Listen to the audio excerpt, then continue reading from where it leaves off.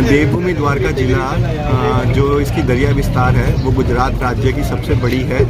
तो इसी के मद्देनज़र रखते हुए जो हमारी कोस्टल सिक्योरिटी है वो एक बहुत ही बड़ा मुद्दा हमेशा से रहा है। तो इसको ध्यान में लेते हुए हाल ही में देवभूमि द्वारका पुलिस ने एक नया ऑपरेशन का इनॉग्रेशन किया है जिसका नाम है ऑपरेशन टिक, TICK, यानी कि tracing and identification via coding की। तो इसमें बेसिकली काम हमने ये किया है कि जितनी भी यहाँ पे मछुआरों की बोट हैं उन पे हर बोट पे एक QR कोड स्कैनर लगाया जाएगा जिसमें जितनी भी बोट की बेसिक डिटेल्स यानी कि बोट के ओनर का नाम, उसका मोबाइल नंबर, उसका रजिस्ट्रेशन नंबर आदि जितनी भी इंफॉर्मेशन है उस स्कैनर के थ्रू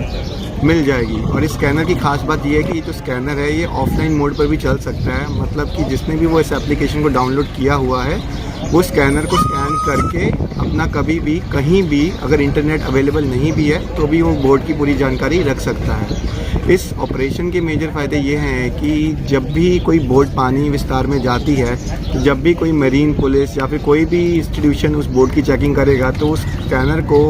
स्कैन करके उस बोट की एग्जैक्ट डिटेल्स ले सकता है। तो हाल ही में ही ऐसे 2-3 बनाव भी हुए थे जिसमें कि किसी और एरिया की बोट लोकल टोकन का इस्तेमाल करके गैर कायदेसर मूवमेंट कर रही थी,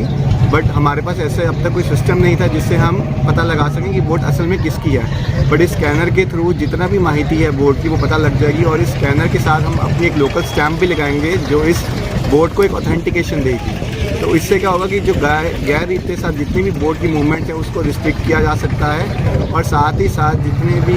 लोग जो इस लूप होल को इस्तेमाल करके गैर कानूनी काम करते हैं उस पर भी एक डिटरेंस आएगा।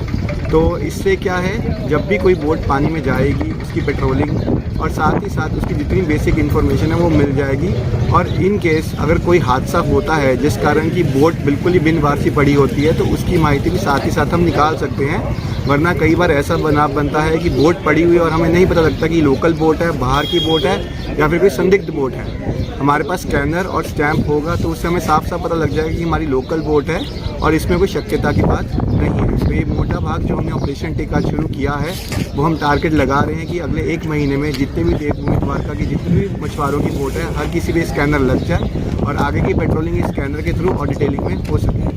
QR कोड का काम आप इस हिसाब से लगा सकते हैं कि जितनी भी बोट्स हैं उन सब पे एक अलग QR कोड दिया जाएगा और उससे क्या होगा, जैसे कि हमारी गाड़ी का रजिस्ट्रेशन नंबर जिसको नंबर प्लेट बोलते हैं वो एक QR कोड उसी तरह से वो तरीके से काम करेगा। और ये जो इन्फॉर्मेशन होगी जैसे मैंने बताया कि वो ऑफलाइन मोड में भी अवेलेबल होगी। यदि कोई पुलिस या फिर कोई भी संस्था, कोस्ट गार्ड या नेवी उस बोट की चेकिंग करती है पानी के अंदर भी तो भी उसको इंटरनेट नहीं चाहिए। और जब इस बोट पे QR कोड के साथ स्टैंप लगी होगी तो कोस्ट गार्ड या नेवी और पुलिस को पता होगा कि बोट लोकल है और ये कहीं बोट बाहर से नहीं आ रही है। तो उससे बहुत बड़ा फ़ायदा होगा कि इसकी माहिती मिल जाएगी हमें।